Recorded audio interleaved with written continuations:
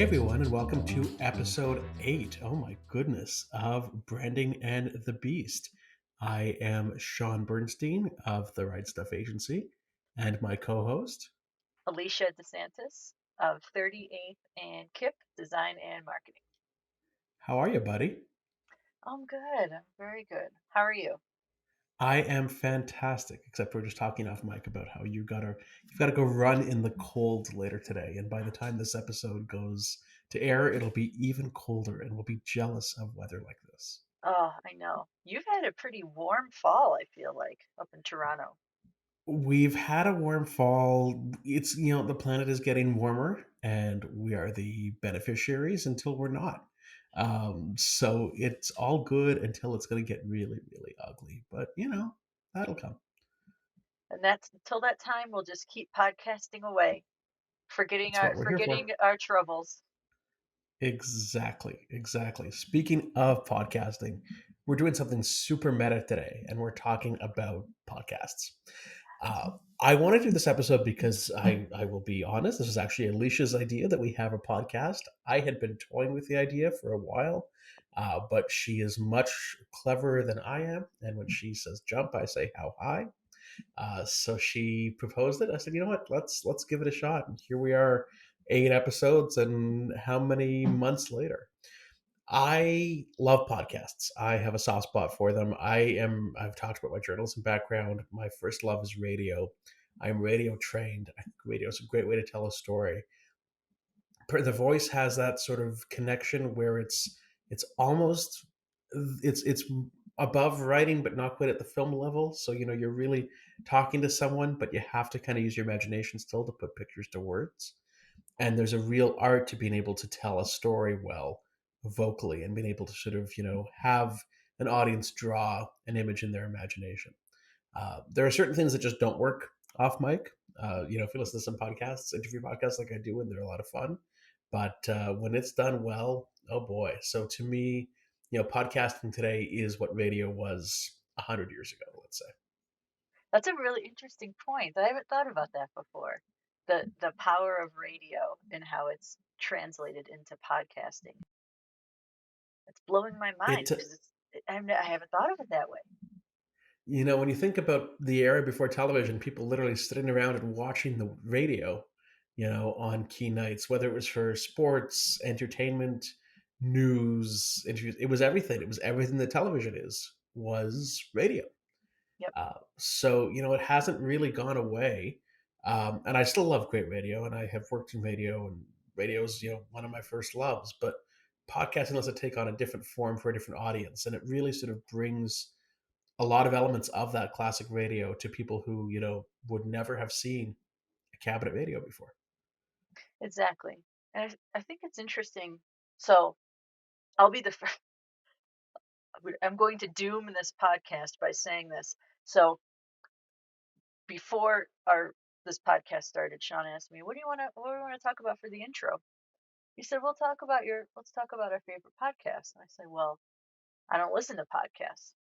And he looked at me mortified that I have a podcast and yet I don't listen to podcasts. And I'll get to this later. But one of the things I think people really love about podcasts is that it's almost like we are casting off the screens because we are looking at screens all the time. And it's almost a place of refuge that you don't have to be looking at a screen to listen to a podcast. Or maybe you can be looking at a screen and multitasking. Or maybe you can be working out. It, there's so much more flexibility in audio only and not audio and visual. I agree with you, and I think it's funny that I thought about the podcast because I am a podcast fan, and the ones that I listen to are not visually stimulating podcasts. They're really often, I like a lot of interview shows, a couple game shows. They're really people having a conversation, often sort of seated behind desks, and that's not great to watch. It's funny, actually. Speaking of which, the radio show in Toronto that I worked on once upon a time does now a televised hour, And I think like 6 a.m. to 7 a.m. they sort of have the cameras going, and you can watch them film on TV. It's not that exciting. You get to see the guest versus hearing them, but there's really not much to see. It's not done like television.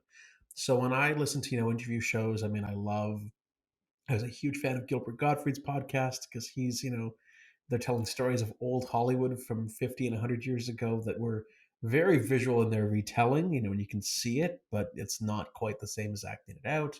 I like Mark Maron's interviews. There's a trivia game show I love and I've been on called Triviality that I listen to religiously. I really like Phil Rosenthal's new podcast. I'm a huge Phil fan. So his Naked Lunch podcast is a lot of fun. But these are people now. Actually, his is having lunch, so they're actually eating food, which is kind of fun to watch. But for the most part, these are people sitting having conversations. It wouldn't translate well, but when you're listening to it while you're on a walk in the car, what have you, you can picture it. It's a perfect visual. Yeah, that makes sense. I'm thinking about the King's Speech. Have you seen that movie? I love that movie. Oh, Great, it's great movie. one of my favorite movies. And the overwhelming revolution it was to hear someone talking for the first time. And there's also a scene in Downton Abbey where they get a radio for the first time, or not a radio, but whatever that mechanism is, and they're listening to um, uh, whatever English important thing is going on, and they all stand up like they're there in person. It's such a funny scene. Um, that it makes me think back of these original introductions to the power of voice and what that means now as we enter 2023. And it seems like, as you said in your brief for this podcast, we're probably the last people to have a podcast, besides maybe my mom and dad. Now, do your folks have a They have one. podcast? You just don't listen to it, but they have one. I'm a fan. It's actually quite good. It's a boom. It's about boomers growing up in Cleveland. Your father's got some really interesting ideas on the history of Shaker Heights. I'm all in. We are the last people because everyone has kind of launched into this, and I think with good reason. It is a great way to share the stories that you have to tell, along with writing, along with social, along with some of the pieces that we've talked about in different episodes. There's no rule that says you can't use multiple venues, and a podcast might just be one of them. Right. Uh, so I want to bring on our guest shortly because I want to be mindful of his time. Uh, our guest this week is a friend of mine locally who is a wonderful podcast in his own right. Brent Jensen is a respected author, music critic, and storyteller. His book, No Sleep Till Sudbury, which is Sudbury, Ontario, for our American listeners, Adventures in 80s Hard Rock and Metal Deconstruction, is really a staple of the Canadian music scene, and he's authored a few other books as well. Brent has his own content writing business similar to mine. That's how we connected initially. His is called Storyphora, Phora. But he's also the host of the No Sleep Till Sudbury podcast. He has been at this for years. He's had over 250 episodes. He's had really big Canadian artists and luminaries, and I think probably a few Americans as well. And it's really sort of built him into, built a following, and it's turned him into a bit of a one man brand, where he has, been able to accomplish pretty remarkable things and open a lot of doors because he had a podcast and stuck with it and really has something to say. So I am excited to have him on here. As I mentioned to Alicia before, he also happens to have the best voice in radio. Oh, So having that on doesn't hurt either. I think you probably heard a couple episodes, eh? Did you check him out on YouTube? their voice is just, I'm telling you, I think I have a terrible voice, actually. So it's kind of nasally, it's Clevelandy. So I'm gonna do less talking and let your nice voice and his nice voice steal the show here. Mine is nothing compared to his. Trust me, that man could read the phone book. So, without me fangirling any further, let's bring him on. Sounds good. Grateful, Brent, for having you on. We're talking sort of about um, the universality of podcasts, and how almost it's akin to what radio was 100 years ago, but how it really kind of brings people together to hear a story, and the magic that exists in hearing a story which isn't quite the visual, but is, kind of a step up from the written word. It adds that sort of new level of dimension to it. uh, Mm-hmm. in our view. And we mentioned a lot of the podcasts, and I talked about some of the interview ones that I like are not great to watch. You're watching people seated in chairs having a conversation. It's not the most stimulating view, but when you hear it, you can really engage at a different level. Agree. Yeah. Well, thanks for having me on today. I look forward to the chat. No, excellent. So, how I want to, hear all about No Sleep Till Sudbury. How did it come about in the first place? The podcast. Oh my goodness, the podcast. Yeah. Well, the book came Um, first, right?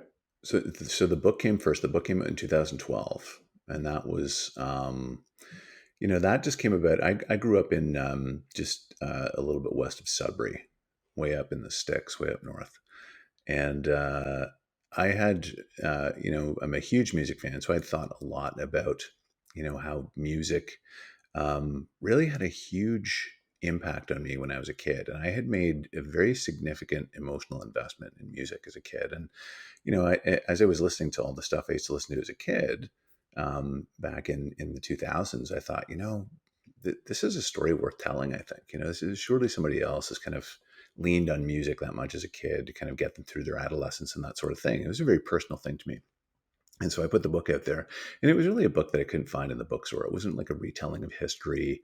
It wasn't, a fact-based book about Led Zeppelin or something like that. It was about my experiences and how music made me feel, as opposed to, how it sounded or even looked. And so I kind of, I put the book out there. I braced for impact, and I didn't know what was going to happen. And I started hearing from people. I'd put my email address in the last page of the book, and I started hearing from people from all over the place. And I felt very fortunate that had happened, and that led to two other books, and then the podcast actually came after that. What was it that motivated and said, hey, I need to take this? You had a great readership. Hey, I got to take this a step further and keep people engaged. What clicked there?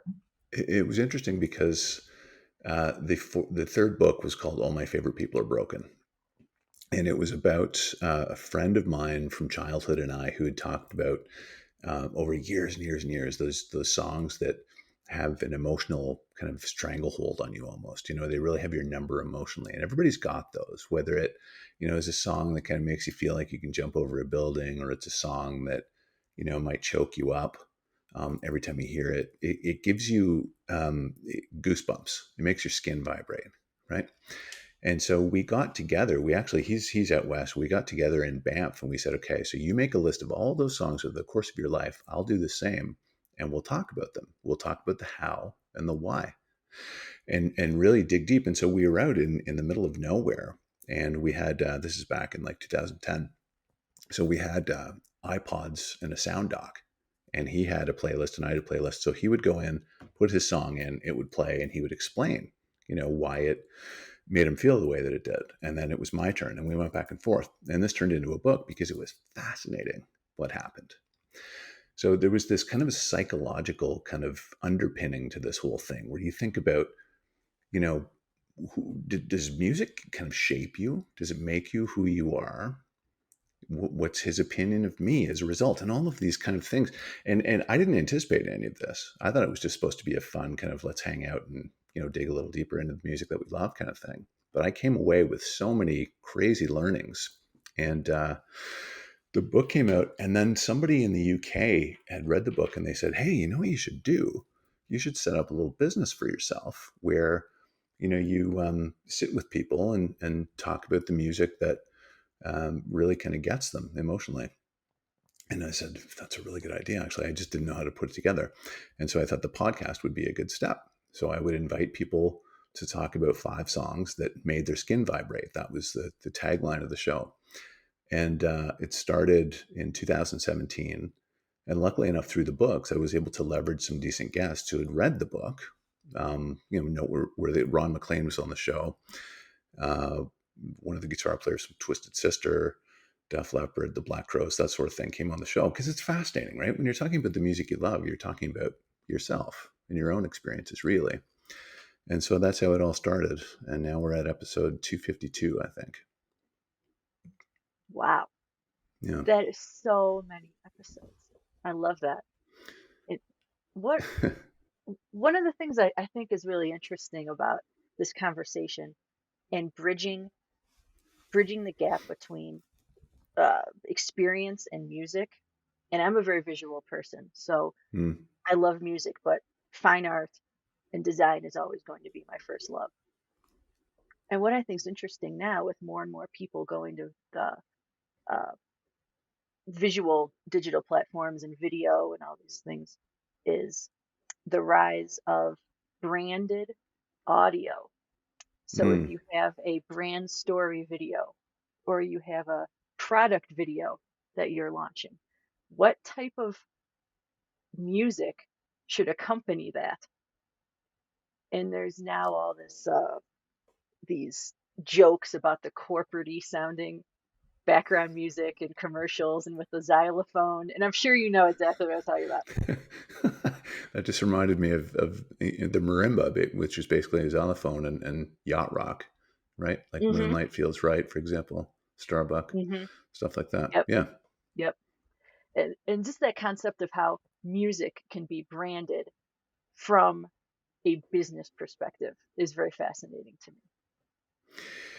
Fascinating, and a little bit disheartening too, because and you know why, right? I love music a lot. I would be a little bit worried about that, just in terms of kind of the if there's exploitation or kind of homogenization, that sort of thing, anything that kind of distills the purity of it. But yeah, Oh, there sure. are people, there are always people out there rubbing their hands together, thinking about what the next thing is, and how we can get going on it. But and there's a lot of interesting things that we can do. There's tons. The music provides a lot of different platforms. I had a speaking gig for a long time, that kind of used music to demonstrate consumer behavior, sales approaches, speech writing, that sort of thing. So, yeah, it's a very, very interesting platform for sure. Right on. I don't know how many artists today, although I can actually name a few who are writing music, thinking, okay, this is going to be in the next Coke commercial, the next Pepsi commercial. There Mm. are some who are doing it specifically. I'm sure for most it's unintended. They're either laughing all the way to the bank or going, "Oh boy," but it's hard to say. It is, and it's funny because as artists tend to get later on in their careers and later on in their lives, it's not as important to them to kind of hold out against the corporations, and they just kind of say, what, and you're seeing that now. People are selling their entire music catalogs. And how have you found the podcast helpful in building your Mm. brand identity? Having the artists that I did and the kind of figures that I did and the guests that I did helped quite a lot. And again, music it casts a very wide net. It's got a very wide reach. So it wasn't necessarily just musicians. It was, like I said, people like Ron McLean, who were, you know, involved in hockey and TV, or painters, or different types of people, or maybe somebody who lived on my street, that sort of thing. And it was it was a great opportunity to network and to kind of meet people and have them say, "Hey, listen, who would like to be on the show? This woman, or who would love to do this show is that guy." And it just kind of spread and spread and spread, to the point where when I first started out, I had a lot of my friends on, and because it was organic, and everybody experiences, everybody experiences music in the same way, but they enjoy the same level of experience, and none is more special than any other. But um, quite honestly, it was pretty cool to have celebrities on after a while. You know, so yeah, it built my brand, and it's a great networking opportunity. Um, it allows for a lot of reach, and when you have someone on your show, like I said, they might say, "Hey, listen, Phil Cullen wants to be on, or JJ French wants to be on, or whatever," and then you find that you don't have to do a lot of work at all. You're the Actually, biggest people start celebrity we've coming to had so you. far, so there's There's that, I but love we'll get there. that. Oh my goodness. But see, what will happen is I'll say, hey, you know who would love to do the show, you guys? I have Ron McLean love them both. I have a or Tara feeling Sloan Tara's or, got some free time now. I have a feeling neither one is rushing. So who knows? should. Okay, so speaking of the podcast, so I added a Mhm. question right before we got on this call because it just struck me. So I would say you are a very accomplished podcaster. Uh, Thank you. I mean, would you agree? I try not to look at it that way, Alicia. It's a lot of fun for me, and I just had this conversation the other day with Alex. I do a YouTube show called Thursday Night Record Club, and he said, "You know what? Let's talk about our podcast," because he hosts a show called Release Day, and that's how we got together to do this YouTube thing. And so he said, "You know what? We're like 40 episodes, 50 episodes in. Let's shed some light on our podcast," and we talked about that for a little while, and it occurred to me because you get into this groove, and I'm sure that you guys feel the same way, that you put these things out weekly or bi-weekly or whatever it is, and it's easy just to kind of get inside it without thinking about what it looks like from the outside, right?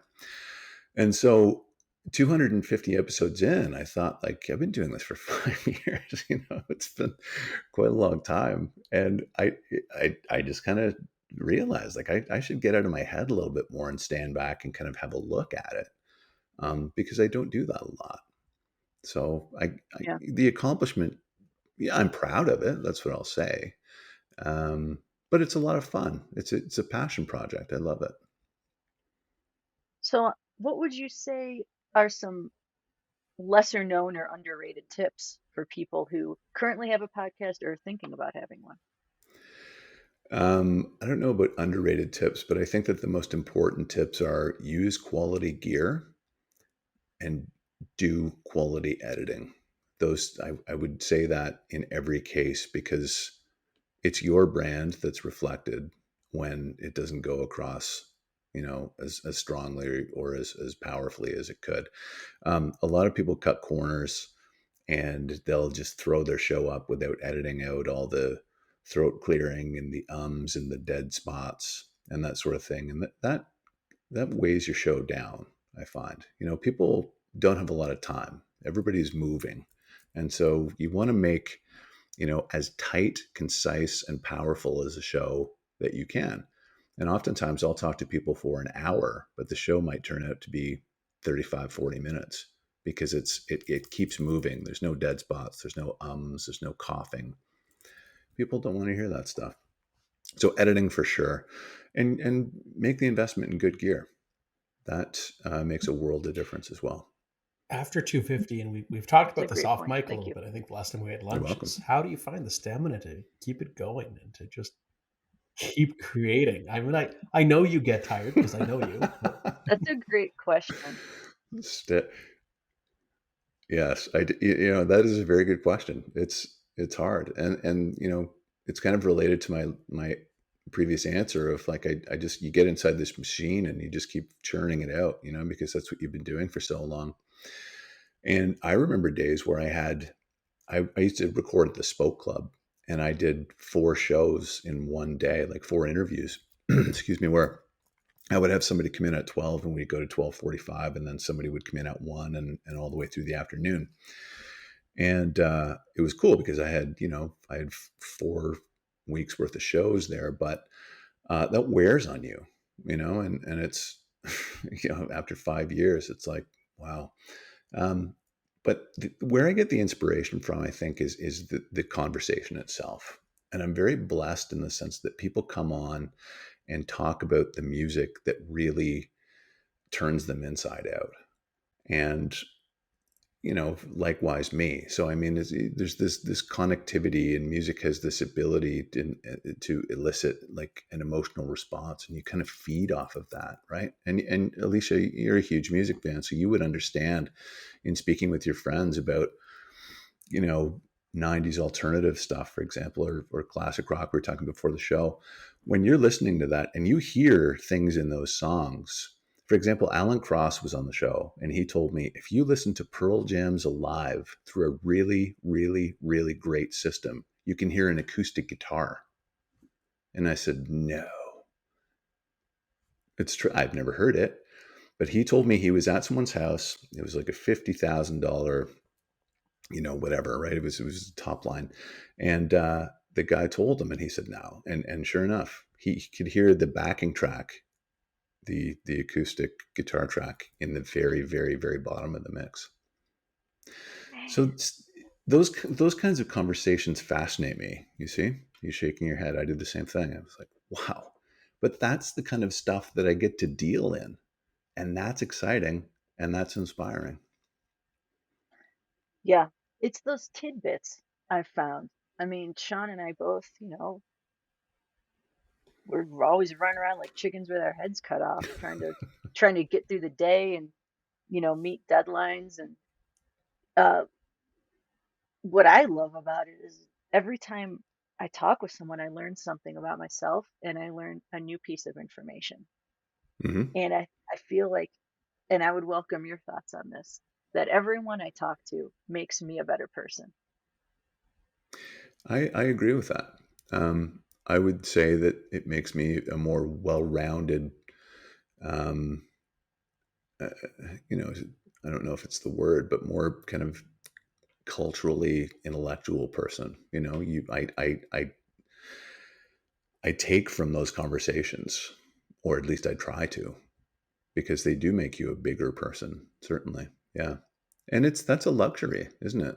Like, it truly is, to be able to afford yourself that, to set yourself up to have these conversations like we're doing now. Going away from it can be very powerful, and you're certainly better for it, for sure. Is it too late now for a new Absolutely. podcast? As we are the new kids on the block, is it too late? Are there too many podcasts out there for a new one to hit the market? That's a good question. The market is very crowded right now. I always wondered where that saturation point, the oversaturation point, was. I started in 2017, and it was funny because people said, "Oh, podcasts are brand new, and I don't even know what a podcast is." And I thought I was getting in, and I thought, people were saying you could make like $15,000 a week doing this because, Spoiler alert. like, that's not true. It just, spoiler alert, word of advice to the kids out there: set your expectations bar very low, because as I went, in the first 6 months, I figured that wasn't going to happen, and as much as I followed through on like quality and good content and all the things that you need to do, I figured out that there's so many podcasts out there that it's very, very difficult to be in that top 1%. But if you keep going, I will tell you, the silver lining is, if you keep going, you will build up a good following around the world. And that's the good news, is that you have, listeners locally in Canada and the US. But even, I have longtime listeners in Australia and Britain and Spain and the Netherlands, or not the Netherlands, of Finland. And so um, it takes time and it takes a lot of effort, like anything, but you will get there if you do a good job and you work hard. Yep. One of the things I love about this podcast episode, and it's funny, Shaun, that both of these two podcast episodes were it was your turn for the selection, is Jose Garcia, who is an astronomically talented concert gig poster designer. Hmm. And then Brent, we have you. So if there's this music element that that just a few months ago we had someone that was that's a premier concert poster designer, and what music means to him as a visual representation of that for hundreds of thousands of people that are purchasing the art that accompanies a concert. It's fascinating. Isn't it truly an unspoken language, music? Like, it's a nonverbal means of communication between people. That's always fascinated me. And I think that that's what propelled me to do what I do now. I used to work in finance, Shaun, as you know, for a long time, but I was always a massive music fan, and I just reached a point where I had to give myself to it because it consumes me. I'm fascinated by music and the connectivity that we can develop between each other through this dynamic. Right on. Sure, by all means, feel free, Shaun, and I then we have another can wind question. her down. May I ask my question? What is the funniest thing that happened to you on a podcast? Oh, Alicia, I have a really embarrassing story, and I've told this story before, and I'm going to tell it I again. haven't heard it. There's Yeah. been I don't there've been a think couple of so. things that, oh, you haven't? There have been a couple of things over 250 episodes, like a lot of stuff. I've had to edit a lot of stuff out, put it that way. But this one comes to mind like immediately because I was just starting out, and it was with a fairly kind of A-list guest. So this is summer of 2017. Oh, do you know the story now? You do. Okay, Alicia. So I was doing the show upstairs in my house here. It was July, and it was very hot. It was a hot day, and you know how when you're on the top floor of your home, like the air conditioning just doesn't really get there. Like it's not the same as it was warm up there. It was probably like 40 degrees up there. So I'm on with JJ French from Twisted Sister, the guitar player. Very well known. He's my biggest guest up to that point, so I was a little bit nervous. And this was show number, I want to say it was like number 12. And so I'm all excited, and we did it through Skype. And so what I would do is I wouldn't do video because my podcast was only audio. So I would just, so that we didn't, it was the easiest kind of um, way to connect was through Skype because we didn't want, for sound quality, I didn't want to do it through a cell phone and all that stuff. So he said, yeah, Skype is good. And so, as I said, it was like super hot, summertime, and it was like 1 PM. And so I'm ready to call into him, and I just worked out. And so I thought, you know what? He can't see me anyway, so I'm just not going to put my shirt on. Right. And so I called through, and I had just started using Skype, but I thought I knew what I was doing, and I set it up. And so, we're going, and bang, he pops up on the screen. And I'm like, I'm not supposed to be seeing you. And I said, can you see me? And he makes this face, and he goes, yeah. And I was like, hang on. I clicked up, and I'm like, oh my God, I can't believe I just did that. He saw me with no shirt on. He must be thinking like, who is this weirdo? I've never met this guy before. Like, what the hell? So then I'm thinking like, what do I do? And so I I call him back with my shirt on, and I said, sorry, man, I didn't know what was going on there. Like, I'm really embarrassed. I'm really sorry. Hoping that he's not going to say, listen, dude, like, I'm not doing this. What's wrong with you? Right. So anyway, we did the show, and it turned out great. And we became friends after that. I actually went to visit him in New York. As we wind down, my Right. friend, any sort of final thing we talked about having the right gear, the right editing, make yourself known in a crowded marketplace. Any sort of final thoughts you want to throw out there for our listeners? Gear is important, editing is important, but preparation is also important. So if you have somebody on your show, just be prepared. If you're on somebody else's show, be prepared. So it's not a bad thing to have notes. Um, think about what you're going to say. If you have to, practice it, that sort of thing. I just found that when I was first starting, I had an intro all ready. I had my questions obviously ready. People talked about their songs, but I was ready to guide them through. And when I started, before we hit record, I would say, okay, listen, so here's what's going to happen. Great story really quick about Kim Mitchell in that way. Sometimes people don't know what they're getting into when they're well known and you're not as well known. And so I'd heard that Kim Mitchell could be a little bit wooden with people. And so I was like extra prepared for him. And so I said, "Hey, Kim, like, this is great. I'm just going to take you through what we're going to talk about today." And that puts them at ease before you get started, right? And so he said, "Yeah, yeah, okay." He said, "Hey, Brent, listen." And I said, "Yeah."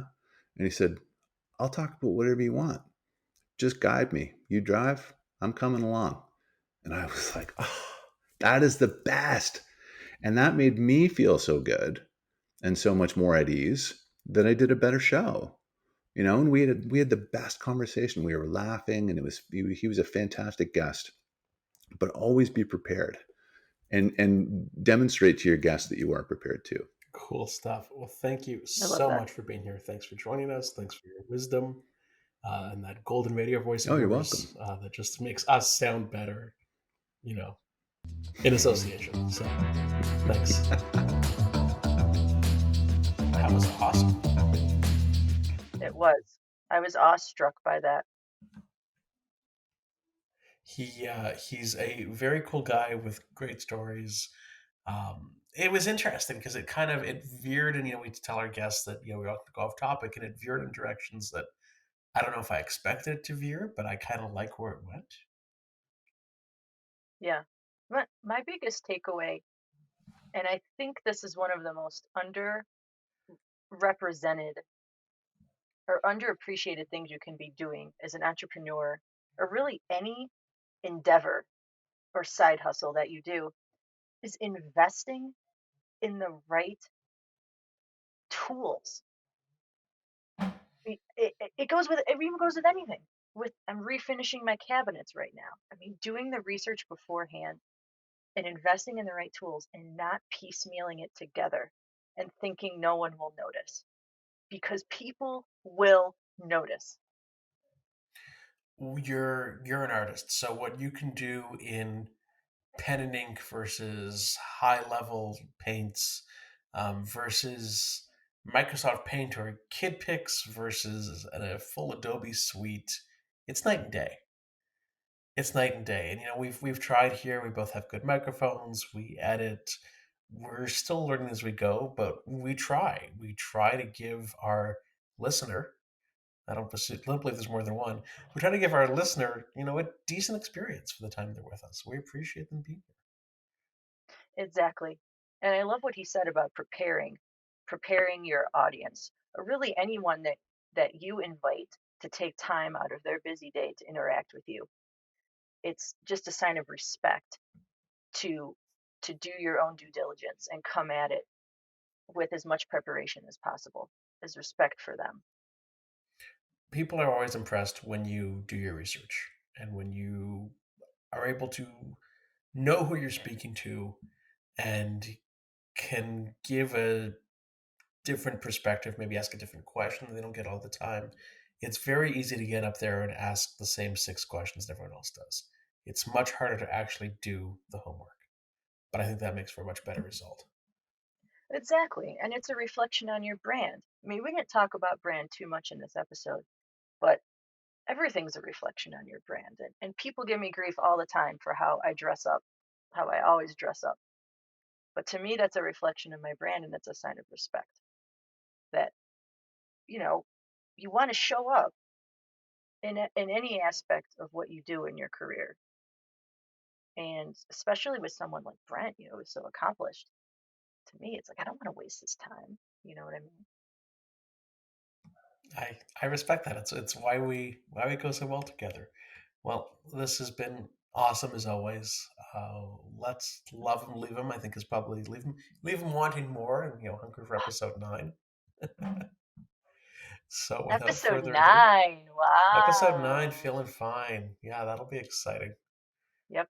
Love it. Well, thanks as always to our listeners and our supporters. Hope you found this episode valuable. Here's hoping. I am Shaun Bernstein of The Right Stuff Agency, all over the internet of The Right Stuff Agency, WRITE. Brent, if you want to find him, we talked about the No Sleep Till Sudbury podcast, Till apostrophe TIL, and Sudbury for our American fans is SUDBURY. It's a great podcast to check out. His company is called Storyphora. So Storyphora. But definitely check out the podcast. It's a fun listen. I really enjoy it. Yeah. Yeah. Same. And Alicia Disantis, 38th and KIP, Design and Marketing. Again, all over social. That's 38 and KIP, 38th and KIP. And thanks for listening. Awesome. We will see you next time. Cheers. Have a good one.